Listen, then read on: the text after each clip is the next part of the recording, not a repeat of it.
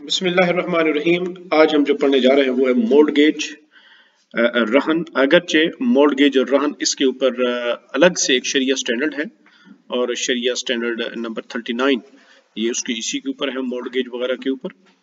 लेकिन यहाँ पर चूंकि कफालत की बात आई है और कफालत के अंदर रहन भी एक जो है वो जेहत बनती है, तो इसी वजह से यहाँ पर ज़िम्नन इसकी बहस को जिक्र किया गया है कफाला के पैराए में। लेकिन एक चीज यहाँ पर मैं आपको बताता चलूं, जो रहन है इंग्लिश के अंदर इसको मुख्तलिफ नाम है। इसे प्लेज भी कहते हैं। इसके लिए एक लफ्ज इस्तेमाल होता है मोर्टगेज। बैंकिंग एंड फाइनेंस की दुनिया में ज्यादातर मोर्टगेज का लफ्ज इस्तेमाल होता है। और एक तीसरा लफ्ज है हाइपोथिकेशन, HYPOTHECATION, हाइपोथिकेशन। हाइपोथिकेशन भी एक लफ्ज इस्तेमाल होता है इसके लिए। और एक लफ्ज इस्तेमाल होता है लियन, LIEN, लियन।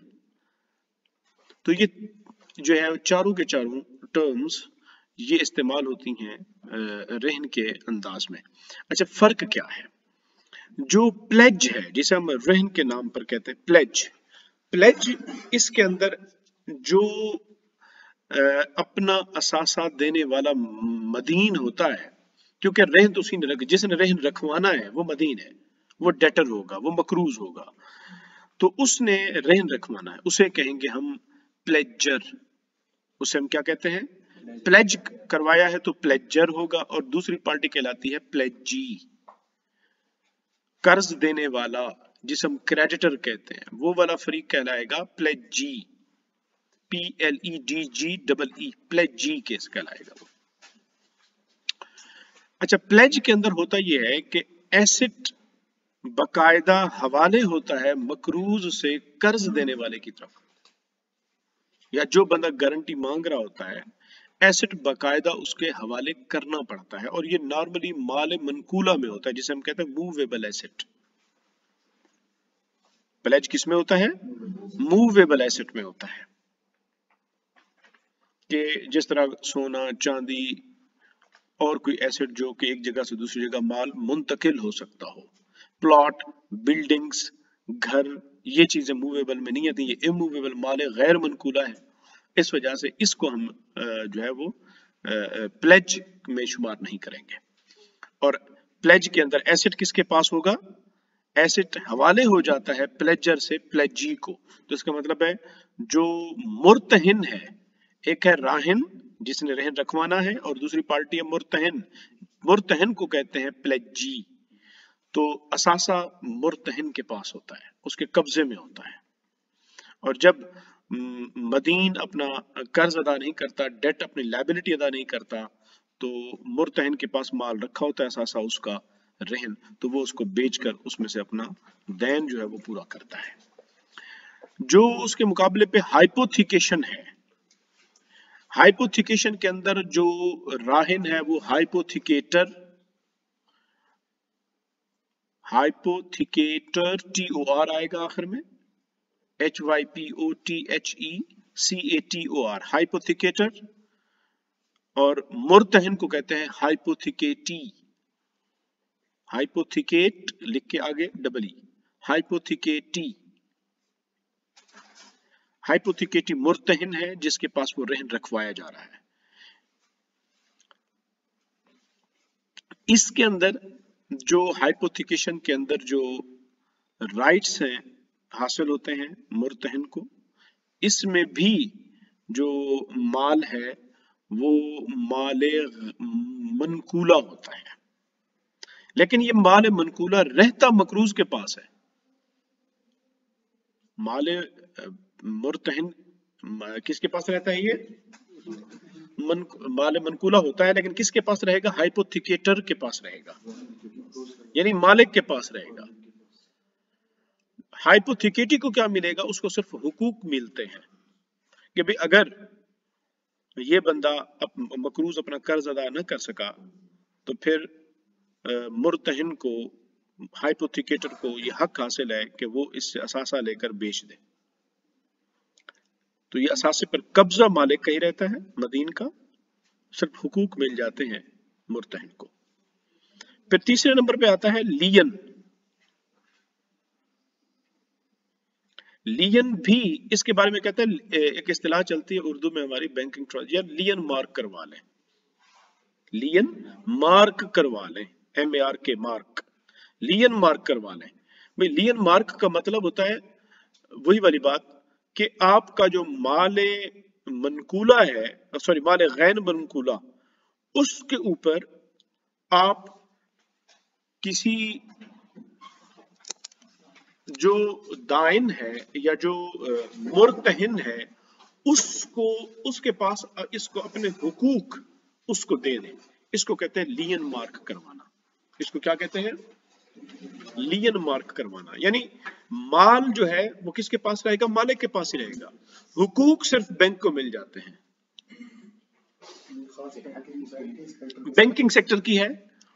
और लियन मार्क करवाना, बैंक ये नहीं कहेगा कि अपनी गाड़ी हमें दे दें, वो कहेगा भाई अपने पास ही रखो असासा, हमारे पास सिर्फ और सिर्फ इसके हुकूक आ जाएंगे कि हम आपके एसेट को बेचकर अपना कर्जा वापस ले सकेंगे। मतलब हाइपोथिकेशन और लीन में फर्क इतना है कि वो मनकूला होगा, नहीं दोनों मनकूला हैं, सिर्फ एक माइन्यूट सा फर्क है, उसको हम देखते लेते हैं कि भाई उसका माइन्यूट सा फर्क क्या है हाइपोथिकेशन और लियन मार्क करवाने में।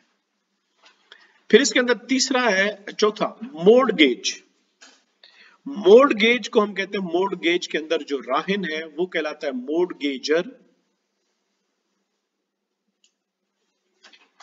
और दूसरी पार्टी कहलाती है मोर्टगेजी। मोर्टगेजी, और ये होता है माले गैर मनकूला में, जायदाद, घर, प्लॉट, दुकान, ये मोर्टगेज के अंदर आता है। नॉर्मली बैंकिंग के अंदर इस्तेलाह चलती है मोर्टगेज फाइनेंसिंग। मोर्टगेज फाइनेंसिंग उसका मतलब होता है घर बनवाना, अपना घर फिर गिरवी रखवा लेते हैं, उसे कहते हैं मोर्टगेज। इसके अंदर भी घर के ऊपर कब्जा मकरूज का रहता है, डेटर का रहता है, लेकिन हक किसका आ जाता है?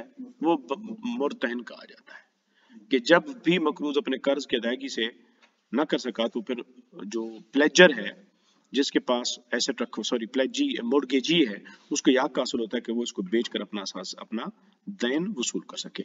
मजीद इनकी तफसीलात हम जब इसका अपना जो शरिया स्टैंडर्ड आएगा उसमें हम देखेंगे। फॉर द टाइम बीइंग सिर्फ आपको इतना पता होना चाहिए कि रहन के बाब में इंग्लिश मॉडर्न फाइनेंस के अंदर, जिसे हम अपनी मिसाल के तौर पर कह रहे थे अपनी किताब रहन के अंदर हम एक ही टर्म इस तरह पढ़ते हैं रहन, इन सारी चीजों को अरबी रहन कहती है, कोई फर्क नहीं करती, अरबी इसको रहन ही कहेगी, लेकिन इंग्लिश के अंदर जो फाइनेंस का जो टर्मिनोलॉजी है वो चार चीजें ये डिफरेंशिएट करते हैं जरा इस तरह। Mortgage, रहन, it is to make a financial asset or so tied to a debt। वो कहते हैं कि जो mortgage है वो क्या है? It is to make a financial asset, किसी भी माली असासे को या वो चीज जो माली असासा बन सकती है वो, so tied to a debt, so that एक दैन के मुकाबले पर, so that the asset or its value, ताकि वो असासा या उसकी वैल्यू कीमत is used, इस्तेमाल की जा सकते for repayment of debt, debt की अदायगी के लिए क्या हो सके? इस्तेमाल हो सके।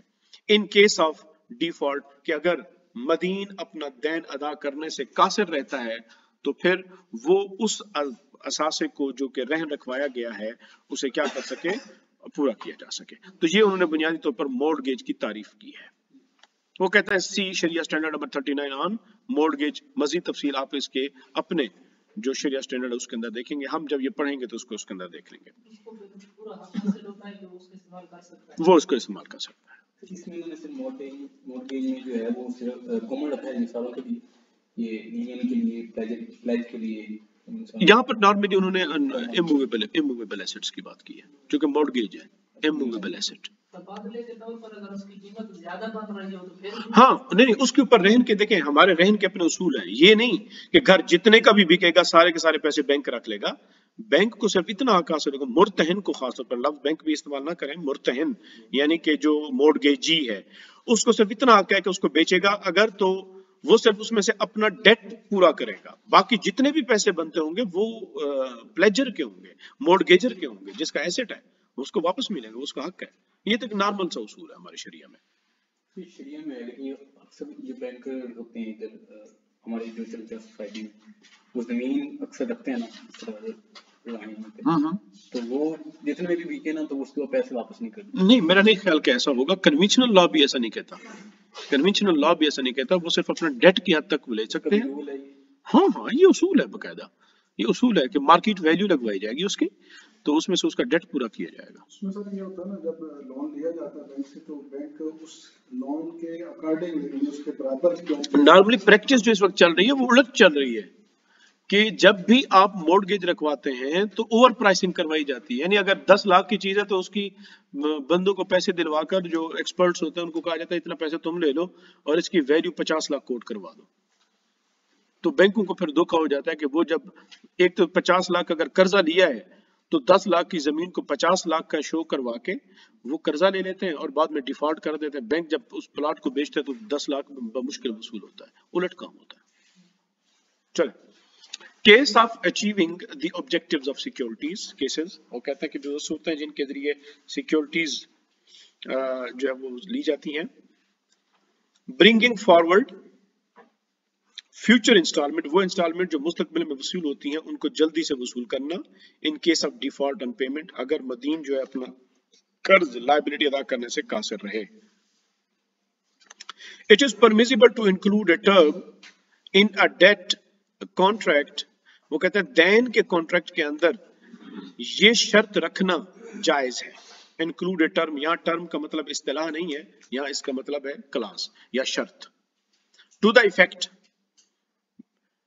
क्या कि भाई if the debtor defaults on the payment of one और मोर इंस्टॉलमेंट, कि अगर मदीन जो है वो, मदीन का मतलब वो डेटर, वो अपनी कर्ज की अदायगी में, इंस्टॉलमेंट्स की अदायगी में एक इंस्टॉलमेंट को अदा करने में देर करता है या एक से ज्यादा इंस्टॉलमेंट को अदायगी में डिफॉल्ट कर जाता है, नहीं देता, तो कहते हैं कि सम, कुछ, और all of the future instalment shall fall due immediately.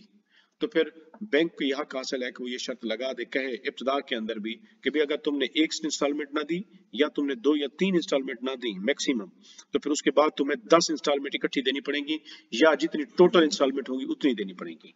मिसाल के तौर पर टोटल 20 है तो कहता है कि सम की कंडीशन भी लगा सकता है, यानी वो ये कह सकता है कि भाई 8 फिर तुम्हें एक ही दफा देनी पड़ेगी, और ये भी कह सकता है कि जितनी बाकी ड्यू होंगी तुम्हें सारी की सारी एक ही दफा अदा करनी पड़ेंगी। अगर तुमने पहली, दूसरी और मैक्सिमम 3 तक इंस्टॉलमेंट अदा ना की तो फिर बाकी सारी या कुछ, वो जितनी उसकी मर्जी आएगी वो अपनी उस कंडीशन के अंदर शामिल कर सकता है, ये उसको हक हासिल है।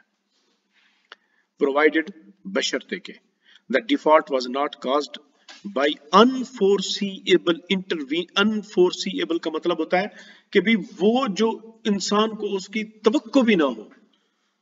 अनफोरसीएबल, फोरसीएबल का मतलब होता है पहले आप उसको भांप लेते हैं, अनफोरसीएबल आपको अंदाजा ही नहीं था कि ये मसाइल पेश आ जाने हैं। इंटरवीनिंग, इंटरवीनिंग का मतलब होता है अचानक से बीच में आ धमकना, ठीक है, इंटरवेंशन, भाई तो यार तुमने इंटरवीन कर दिया, इंटरवीन का मतलब है मुदाखलत कर दी। वो कहते हैं कि अनफोरसीएबल, एक तो पता नहीं था कि वो आएंगे, और इंटरवीनिंग दरमियान में आदम के इंसान के हालात में इवेंट्स, मिसाल के तौर पर जल्जला आ गया, आफत आ गई, किसी इंसान को अचानक से कैंसर का पता चल गया, किसी इंसान के घर में कोई आफत आ पड़ी, तो ये हम कहते हैं अनफोरसीएबल इंटरवीनिंग इवेंट्स हैं, ना मुसाइद हालात हैं जिसको हम कहते हैं।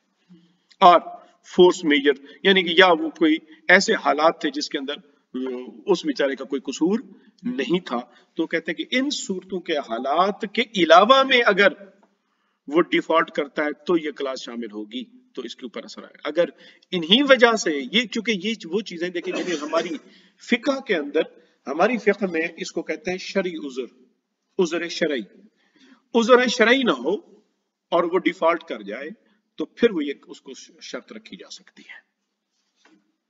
हाउएवर फोर्स मेजर, हाँ इसको पढ़ते हैं। ये असल में एक कानूनी एक इस्तिलाह है कि भाई वो हालात जिस पे इंसान मजबूर हो और वो ना कर सकता हो, उसके लिए फिर एक इस्तिलाह है जिसको हम कहते हैं कि फोर्स मेजर। ये इस्तिलाह है, कानून की इस्तिलाह, उसका मतलब ये है। However, this term shall not be effective, वो कहते हैं कि ताहम ये शर्त इफेक्टिव नहीं होगी until the debtor has been served with a reminder notice, जब तक के डेटर को, मदीन को आप रिमाइंडर नोटिस न भेजें। पहली इंस्टॉलमेंट उसने नहीं दी, आप रिमाइंडर भेजेंगे, फिर उसके बाद दूसरी नहीं दी, फिर भी आप उसको रिमाइंडर भेजेंगे। यानी आप उन्हें उसको 2 से 3 रिमाइंडर भेजने के भाई तुम उस हद तक को पहुंच रहे हो कि हम ये तुम्हारे ऊपर क्लास लागू कर देंगे। जब तक आप उसको नोटिस नहीं करेंगे वो इफेक्टिव उसके ऊपर अमल दरामद नहीं करेंगे। And after a reasonable period of time has elapsed, और जब तक के कोई माकूल वक्त गुजर ना जाए। यानी कि अगर 3 इंस्टॉलमेंट की शर्त लगाई थी, 2 तो गुजरनी चाहिए ना, 2 तो रिमाइंडर उसको दिए जाने चाहिए। तो ये बात वो कर रहा है। Termination of a sale on deferred payment terms in case of failure to pay. अच्छा, वो कहते हैं ये भी हो सकता है कि जनाब हम वो मुआहिदा जो आपके साथ सेल की है, डेट सेल, क्रेडिट सेल, यानी कि हमने आपको चीज दी, आपके ऊपर उसकी पेमेंट जो है वो डेट बन गई, ये क्रेडिट सेल है, हम ये सेल ही कैंसिल कर दें, हम ये सेल ही कैंसिल कर दें, उसकी बात हो रही है। In case of failure to pay, यानी कि अगर आपने पैसे देने में अब फेल हो गया तो हम मुआहदे कैंसिल कर सकते हैं, लेकिन ये उन हालात में लगाते हैं कि अगर असासा अपनी असल हालत पे बाकी हो, जो कि वरना जो खुद सेलर होता है उसको अपना नुकसान होगा कि अगर चीज डैमेज हो चुकी हुई है, खराब हो चुकी है, फिर वो वापस उसको रिटेन करे। द सेलर इज एंटाइटल्ड, वो कहते हैं सेलर बाय को यह हक हासिल है कि in a contract sale on a deferred payment basis, एक ऐसी बै मुअज्जल के अंदर, किसके अंदर, बै मुअज्जल के अंदर, यानी क्रेडिट सेल के अंदर सेलर को यह हक हासिल है क्या, किस बात का, टू स्टिपुलेट को ये शर्त लगाए that if the buyer fails to pay के the price within a certain period of time, कि अगर मुकर्रर वक्त के अंदर खरीदार अपनी कीमत अदा करने में नाकाम रहता है, द सेलर इज एंटाइटल्ड, तो सेलर को यह हक हासिल है to revoke the contract, contract को खत्म कर दे। रिवोक का मतलब क्या होता है, खत्म करना, रिमूव कर देना। वो कॉन्ट्रैक्ट को खत्म कर सकता है। And repossess the sold asset without recourse to the court, और वो रीपोजेस, कब्जे में वापस ले सकता है वो असासा जो उसको बेचा था, यानी मबी को वो वापस अपने कब्जे में ले सकता है और कोर्ट में जाए बगैर। ये बात वो क्लाज में खुद शामिल करेगा कि भाई मैं कोर्ट में जाए बगैर, और उसके ऊपर फिर उसके साइन ले लेता है बायर से, तो फिर उसको कोर्ट के पास भी नहीं जाना पड़ेगा। सम कंटेम्परेरी, कंटेम्परेरी का मतलब होता है मौजूदा, असरी। कंटेम्परेरी एप्लीकेशंस ऑफ सिक्योरिटीज, मौजूदा जमाने की जो सिक्योरिटीज के कुछ अकसाम हैं उसके ऊपर ये बात कर रहा है।